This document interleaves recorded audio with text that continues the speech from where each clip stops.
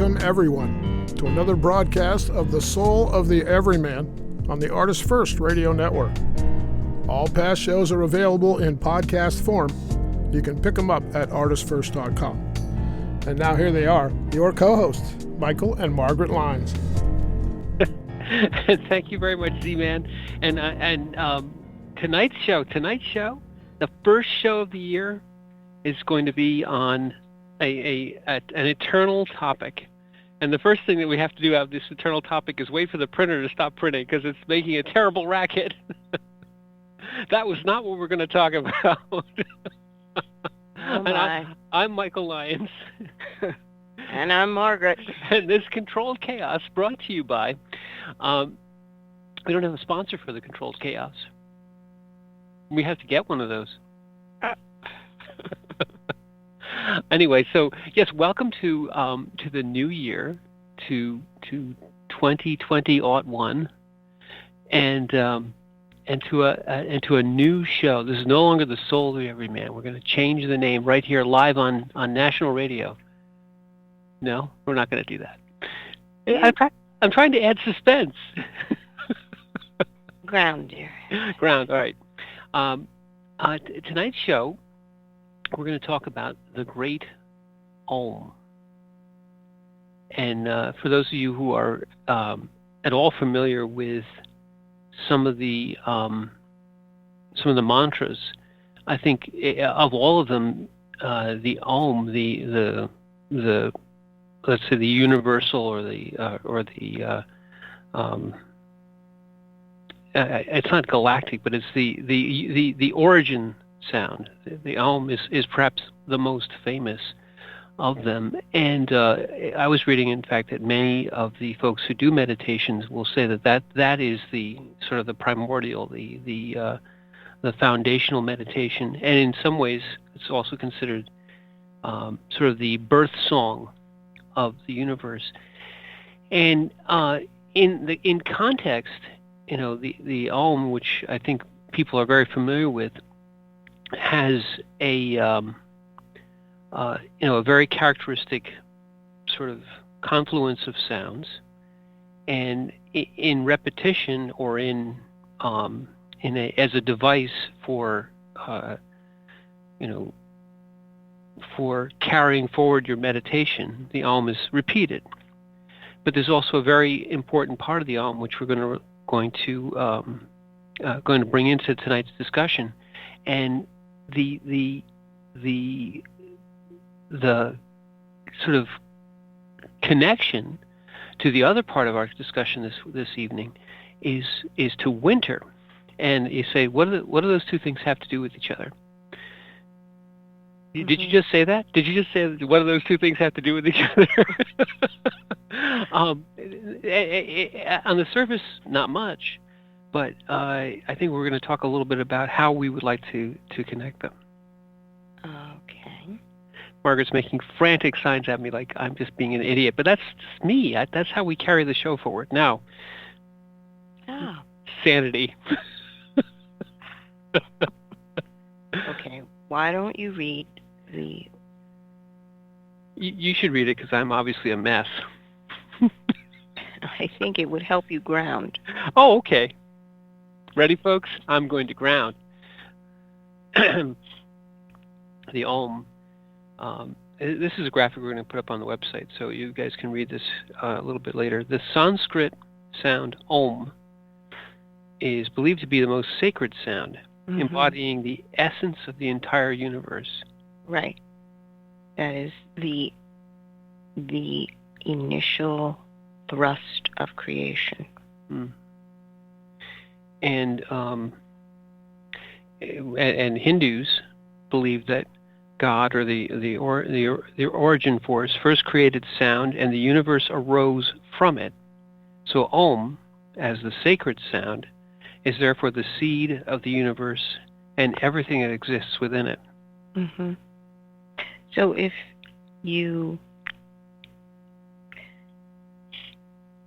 take that initial sound, because that is the belief that this is the sacred sound before anything was in existence. Mm. And in a lot of ways, it's reflected in many religions where in Christianity there was the Word, and Right. the Word was God. And from that comes creation. So this is very similar in understanding that that initial sound was, they call it the seed. Mm.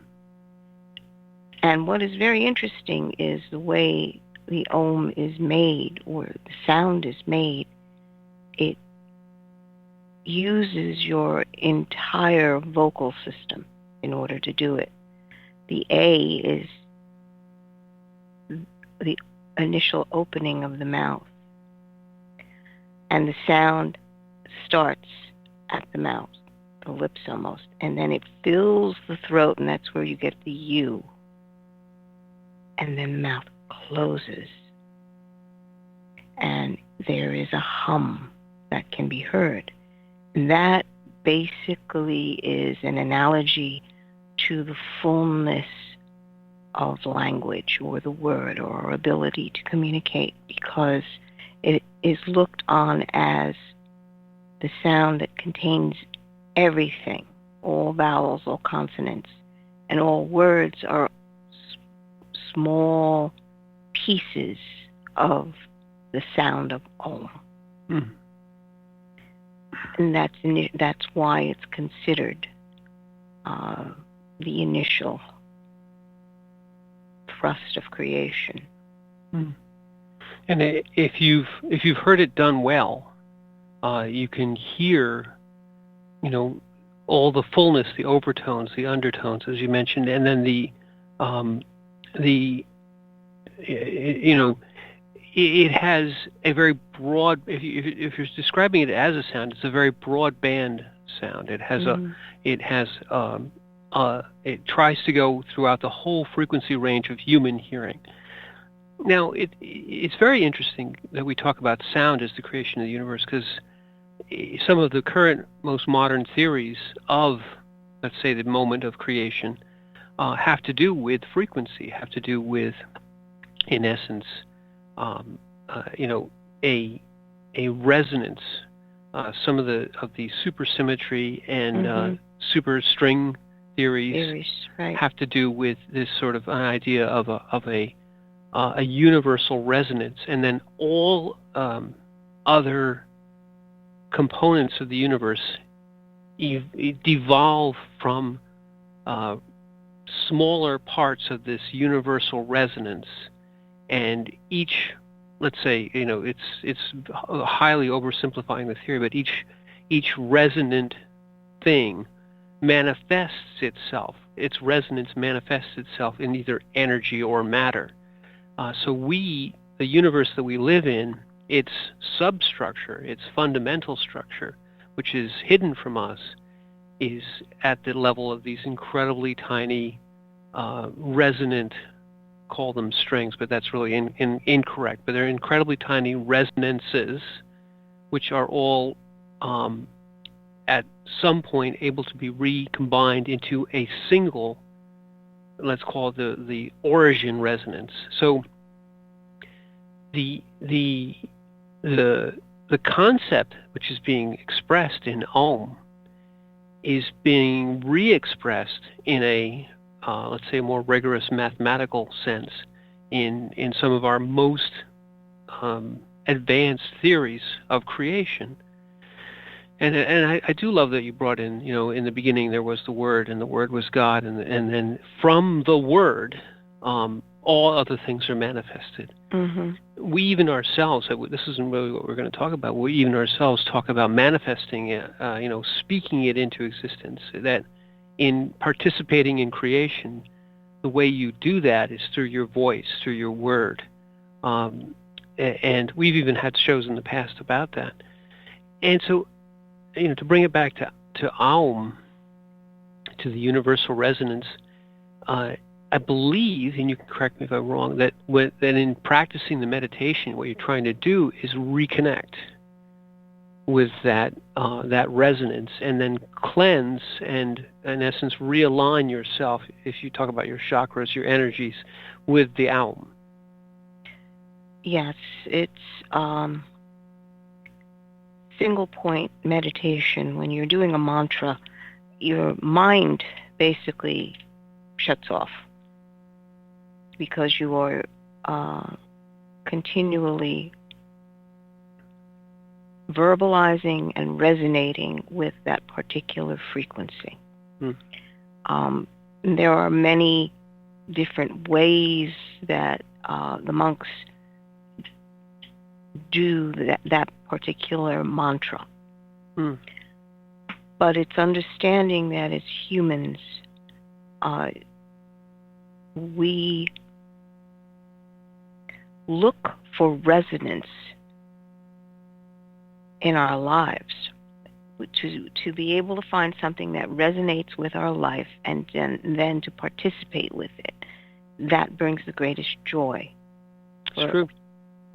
For every single person. And since we are all individuals, your resonance is something that you can find, but it's understanding that it mirrors back to your origin point.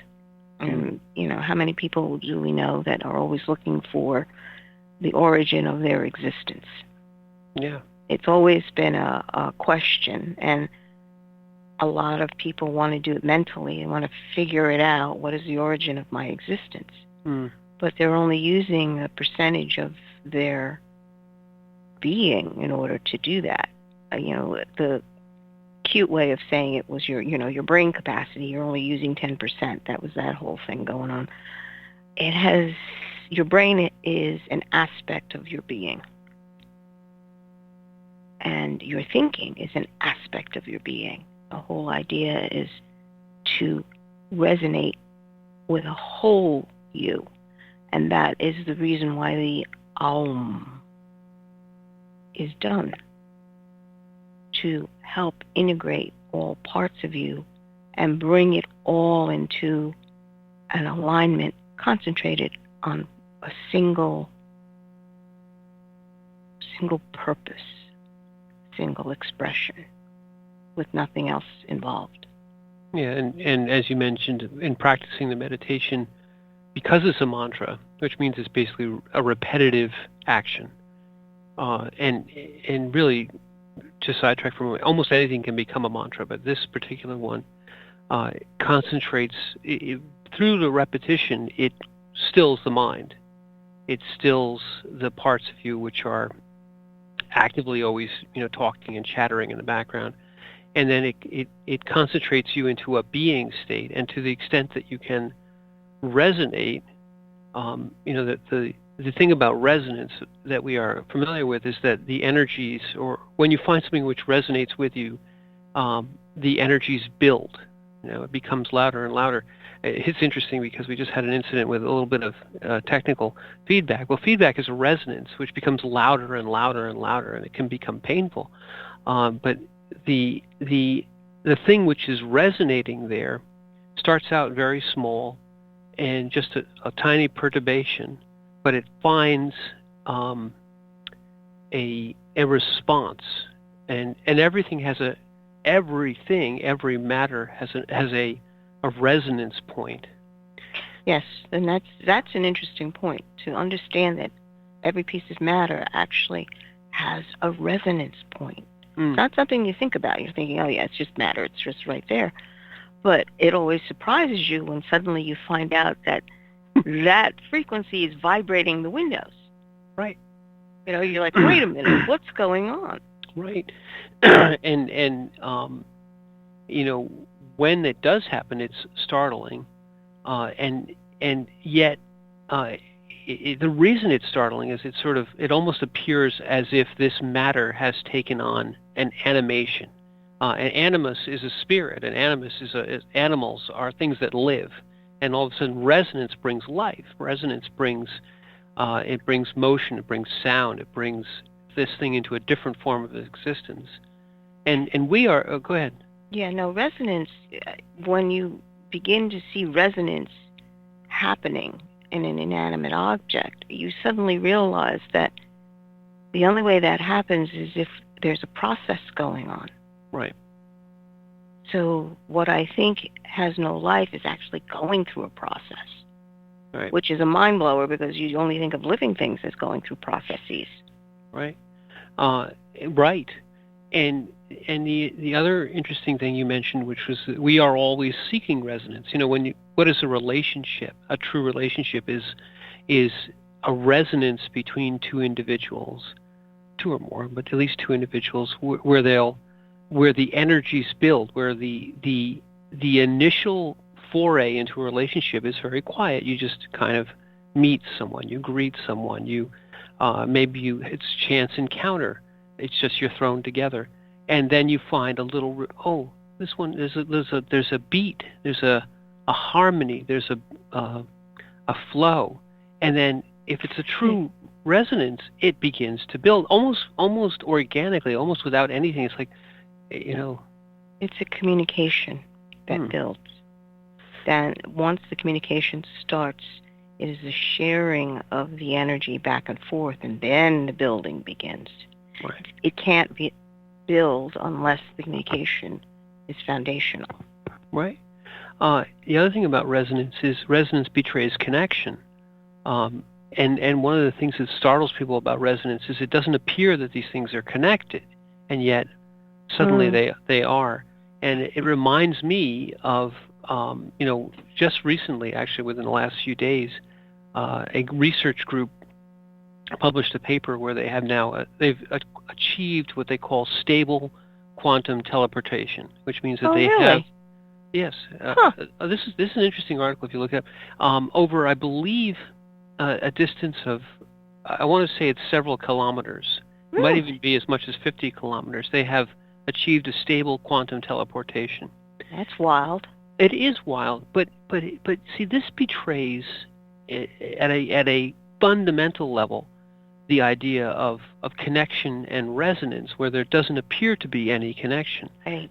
And it also betrays that the universe we live in, the universe of matter and of energies, is the foam above the fundamental universe, which has those same components at a much more fundamental or much more foundational level. So what we see, what we participate in, because it's based on these fundamental resonances, has in and of itself, as part of its building blocks, the ability to resonate and connect and communicate over what appears to be a non-connected space. So when you find a resonance with another spirit, another soul, you realize that this resonance, this connection, is over a distance that is not. You're not bridging it through any physical means or any overt means. I believe that in some of the ways that resonance is happening, even in the relationships between people, is at a quantum level.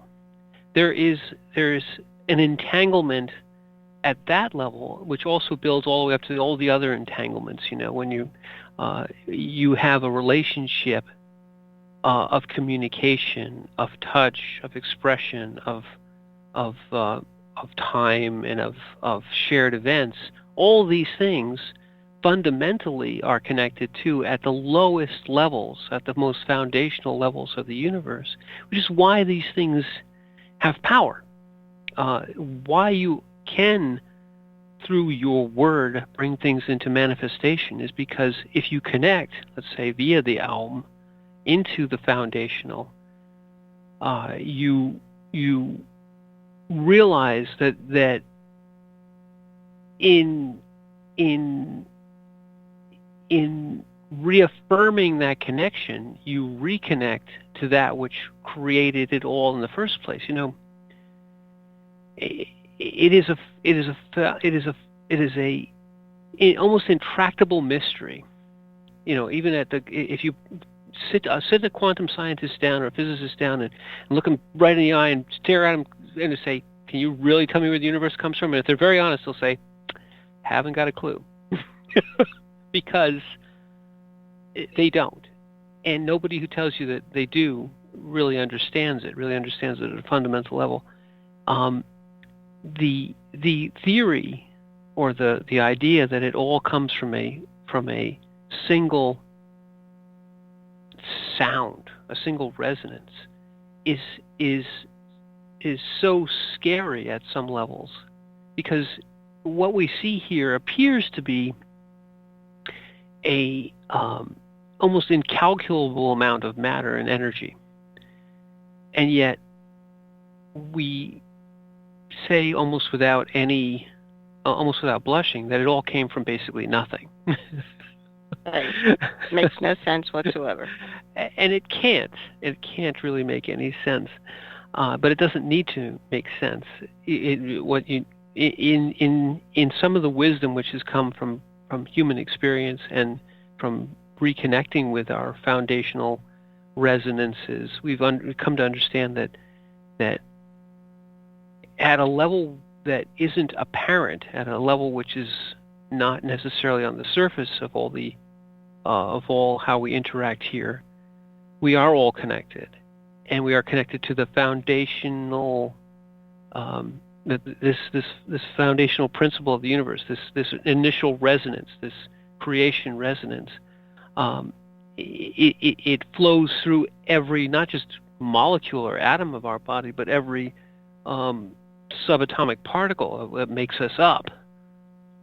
Well, the graphic that we have for the AUM, that symbol, which is Sanskrit, do you know how this symbol came about?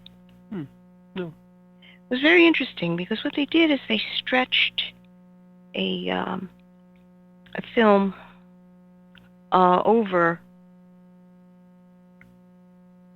almost like making it a drum, and they poured sand on top of it. And then they chanted repeatedly the Om, the sound. And the top of this drum began to vibrate. And as it vibrated, the sand took this pattern on. And that's how those Sanskrit words and sounds initially came about. They saw the resonance that was created by the frequency of the sound. Chanting brought the Om. There's a whole bunch of different words that they have that form the Sanskrit itself. In other words, they allowed that interaction to form their language, which is absolutely amazing to me. Exactly amazing. And what you're seeing, therefore you're seeing a graphical representation of a resonant pattern that is caused, by, in essence, the connection we're talking about, this resonance connection between the being which is vocalizing this resonance and the rest of the universe, which is, in essence, hearing it and reacting to it. So this Sanskrit symbol, and I know there are others, which are, in essence, the reactions of the inanimate, of the creation, to the voice, to the process. To the process of... To the process. It's a wonderful analogy for our life, because when these grains of sand are forming on top of this two-dimensional plane, it's understanding that this is you. This is what your consciousness is actually doing, right? To your by the interaction of you with your world, right? It just, if you think about it, just thinking about that, it's like, wow. So everything around you is responding to that process and the consciousness that is participating with it, which is, again, we're talking about Einstein and spooky action at a distance. It's so much more than what you think. Yes. One of the things we talked about in one of the shows was the idea of a four-dimensional being, which is manifesting in a three-dimensional space. So when we look at each other, when I look at you, I see a figure, a form. But yet, in true space, in looking at our space, our space-time space, from a superior dimension, say that's the fifth dimension, we would all look like a time-space construct, of which one slice of it would be our body in this exact instant of being. And that's the other interesting thing, is that each instant of being, each Planck time of being, if you want to divide it down into Planck times, which is what you have to do, is us, our quantum, three-dimensional quantum state, moving to the next quantum division in this four-dimensional space, which is the Planck time, which you can only move. Interestingly enough, you can't go any less than a Planck time. Not that a Planck time is very long; it's incredibly short. But you can't go any less than that, it's a snapshot. Well, but it's also a manifestation of the quantum nature of time. That time itself has a indivisible portion.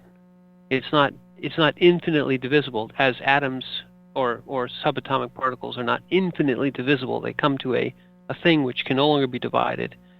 Time itself comes to a thing which can no longer be divided, and that is that's what we call the instant of being, the instant of now, the actual instant of now, which we can never appreciate, but yet there it is. It has to happen for the next instant of now to happen.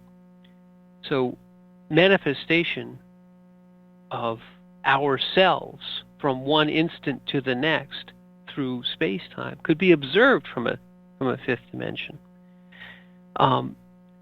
This thing is where we are really all connected, in the sense of the universe and the resonances and the way we move energy around through these pieces of the universe. And again, as you mentioned, the spooky action at a distance, it really betrays the nature below the nature. The real universe below what we can perceive with these physical manifestations. You come into spirit there. That's where you come into spirit. It's a hint of the unseeable and of the divine. Mm-hmm. Of the divine. We've wandered far afield here, but I do like where we've gone. We're going to come back to winter. I mentioned winter in the beginning of this because we are in the season of winter. But I think what we're going to do first now is go off into a season of a different kind of break. Let's go back to the studio. We'll listen to a couple of commercials. You'll think about your quantum state, and then we'll come back and we'll talk about AUM.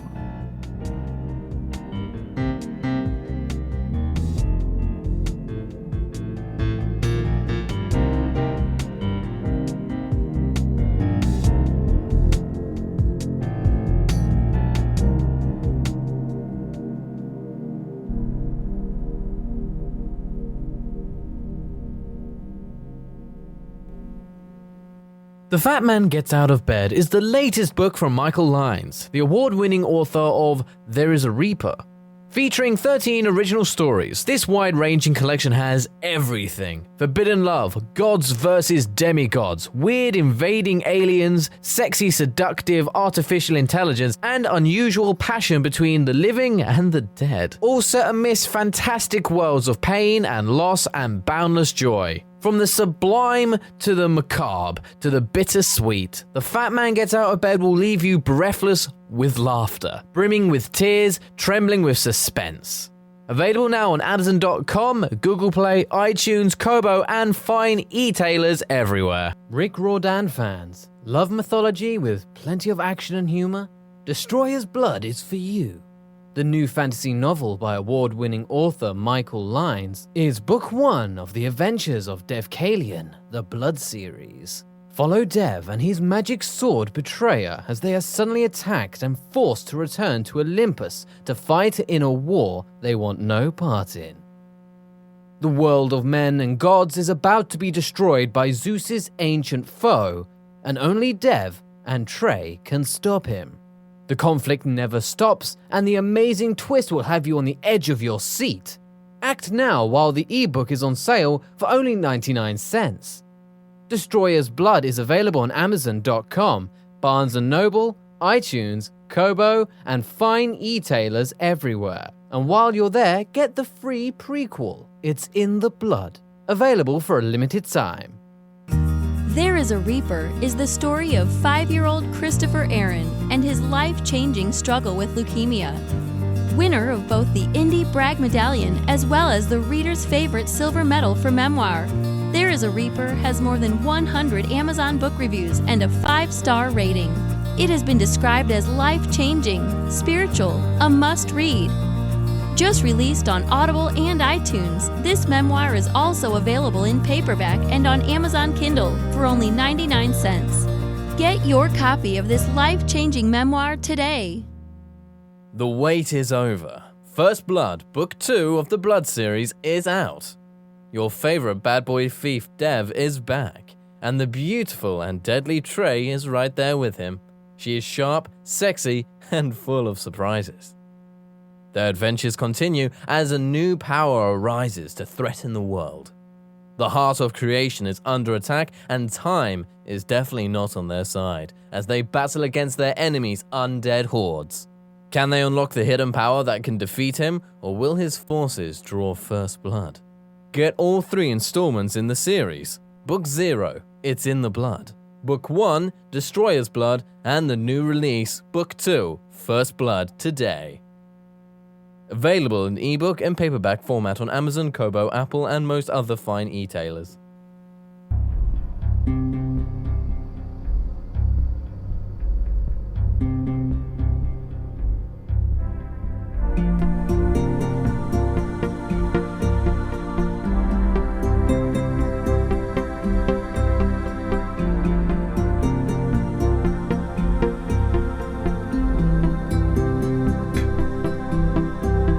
Thanks for joining us on The Soul of the Everyman. We welcome your questions and comments. Send it to dj@artistfirst.com. Back to your hosts, Michael and Margaret Lyons. Thank you very much, Z-Man, and welcome back. And we've been meditating, I'm sure you can tell. But I want to throw it to Margaret because you seem to have a thought just as we went to break. And Oh, I'll just dive right into it. dive right into it. Well, just because we were speaking of the sound AUM, and it had to do with the spooky action at a distance. When the two things are together, they form an entanglement. Well, if you took that initial birth sound, AUM, as the Big Bang, and realize that sound, out of that moment, all creation came into existence. Which means that everything is part of everything else. When we talk about the universe, or we talk about creating a hologram, we had always said that if you break apart a piece of the hologram, the plate, the whole image is contained in every single piece. So it could be that is a reflection of who we are. We actually contain the entire universe within us. We just express a certain part of it.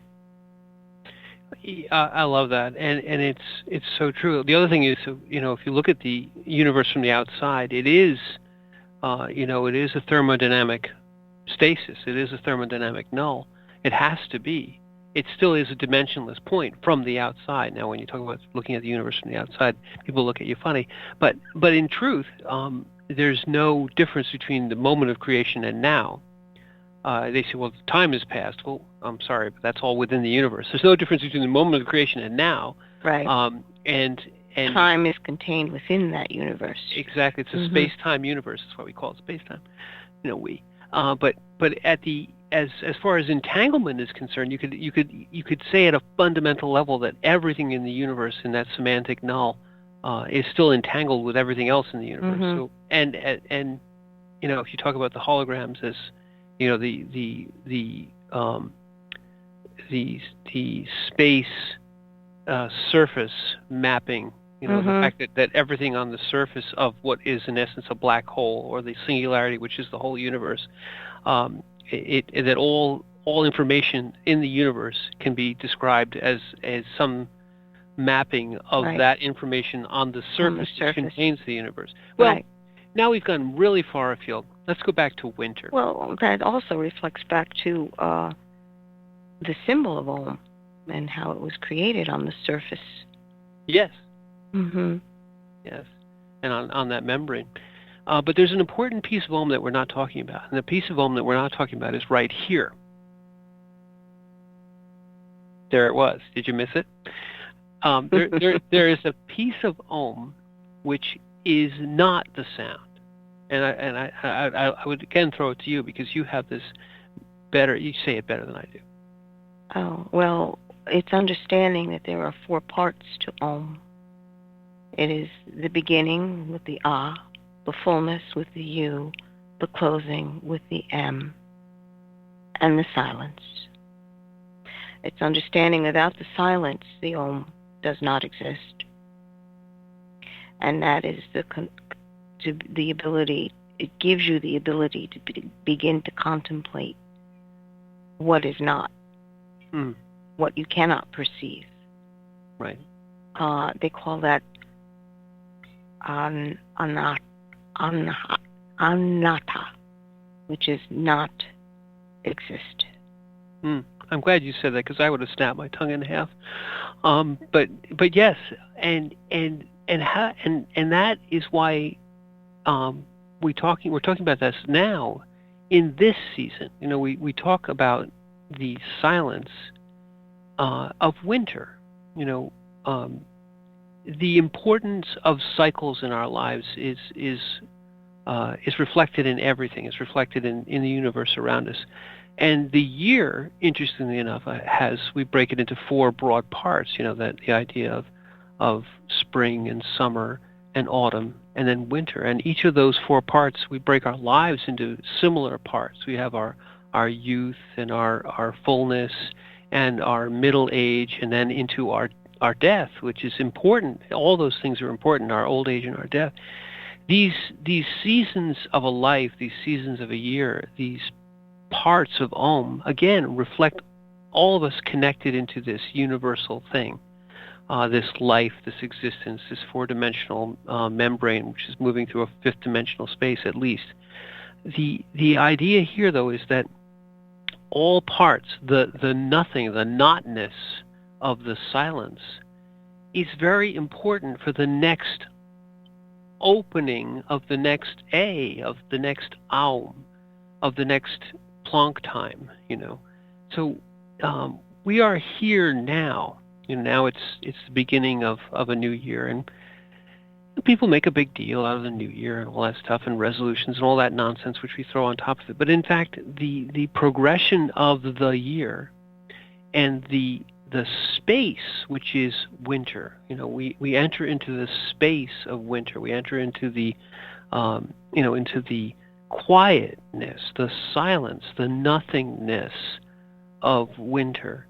And if you're there, if you're in the winter of your life or of the year, or you realize that silence is not nothing. It's in a very important notness. It's a very important rest. It's the, if you play music, there's the note, which is extremely important, and then there's a space before the next note. Because you put the 2 notes right together, you don't have one note, you have a mess. The space is very important. Similarly, when we're communicating to each other, the space between the words is very important. if you run all your words together, it's an unintelligible mess. It's also exhausting, and it gives you no information. So the silence of winter is important in our lives. It's important in our ability to do the next thing. You have to rest. You have to take a breather, if you will. Well, it's understanding that you've created something, the beginning, the fullness, and then the ending, and then the silence. And what that is letting go of the creation, not hanging on to it, and understanding that you will go into a new process and a new beginning. And that will also cycle through as well. It's understanding that this is a healthy pattern to follow through on. There's some trust involved there too. Right. You know, you trust. You know, your heart does the same thing. Your heart has a beat and a rest, and you don't sit there and say to yourself at the end of each rest, I hope it starts beating again. You trust that the next beat comes. Eventually it doesn't. But the first one was just the same. You trust that the first beat starts, that the mouth opens into the first part of A, that the heart draws in the first portion of blood before it begins its beat. But if your heart doesn't take a rest, it's not doing its job. It's not working correctly. If you don't have the pause between the beats, the place where you have to be in faith that it will come again, you have to let go of the beat, enter the rest, and then realize that have the faith that the beat will start again. And resonance is important here, because resonance can always be described as energy pulses. Pulses don't occur unless you have let's say a place of high energy and a place of no energy, and then a place of high energy and a place of no energy, and the resonance is when these things build, when they find a sympathy in the other. But we're always sending out these pulses with these rests, looking for resonance in the other. We're also understanding that each pulse that we send out, each beat that our heart makes, must be let go of in order for it to possibly come back. And in the space of waiting, in the space of silence, you're waiting for the beat to come back. Mm-hmm. Yeah. The silence itself, which is, if you think about it, is rather interesting, because resonance has to do with if two are at the same frequency, and they can share in that frequency back and forth. The frequency is when the pulse and the space, and the pulse and the space, and the pulse and the space. Where do you reside? What is your natural frequency? And finding that out is foundational to bringing wholeness and a peace to you. Because then you begin to understand that this is the part of creation that you hold. This is your little chip in the glass of the hologram, but without you, the hologram isn't complete. There are no small pieces that can be lost. Well, I like the first part of that too, Mark, because you mentioned earlier in the first half hour that people are always looking for their sort of, why am I here? What's my identity? And what they're searching for is, what is my resonance? What is my identity? What is my frequency? And in realizing that, you answer the origin portion. Why am I here? I'm here for this part of the song, for this frequency of pulses, and maybe I'll find, and I will find, others, and maybe our song changes over time. But at each time of your life, you have a certain energy that you're both sympathetic to, as well as radiating, as well as living, as being in the resonance. Mm-hmm. And it's also allowing yourself to experience it, because if you get lost in thinking about it, and thinking about it, it's okay, well, what is my resonance? I got to find where my, and then where's the space? And then it's like, no. Where is it that your heart is at peace? You won't find it by thinking at it, because that is not who you completely are. It's just a facet of you. It's like a gemstone, just a facet that's been cut in a plane and reflects light, but just at that angle. Well, I like that, because it again goes to the identity, right? People identify themselves with their thoughts, and that's not the whole of you, and therefore your thoughts, which may have some, ability to resonate with another thought, but it isn't your identity resonance. It's not who you are.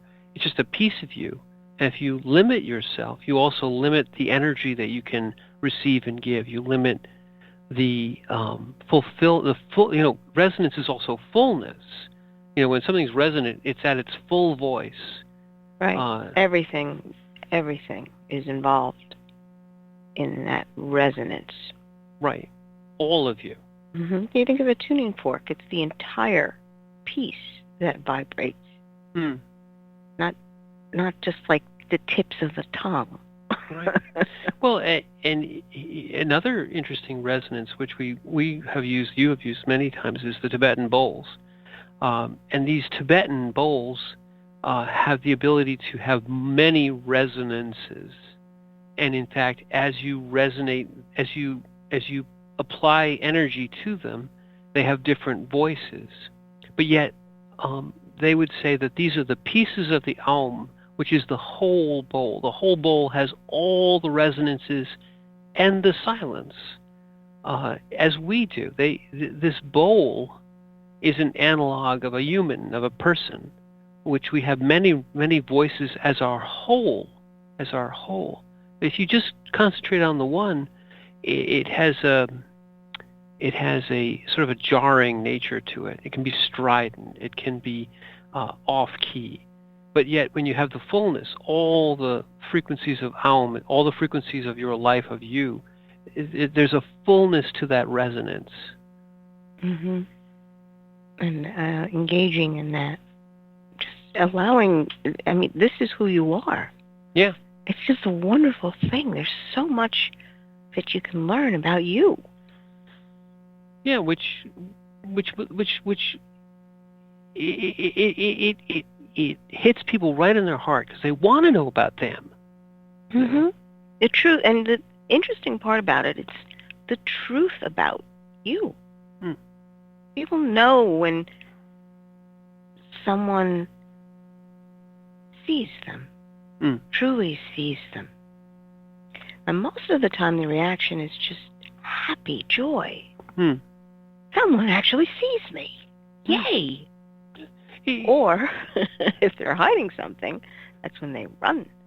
But yes, but people, even language informs. When we have a relationship with somebody, we say they really see me, or they really hear me. We always talk about how we are perceived through the resonances of our whole self, our whole voice, our whole being. That's interesting, using language, because the present phrase that's being used now is "I get you."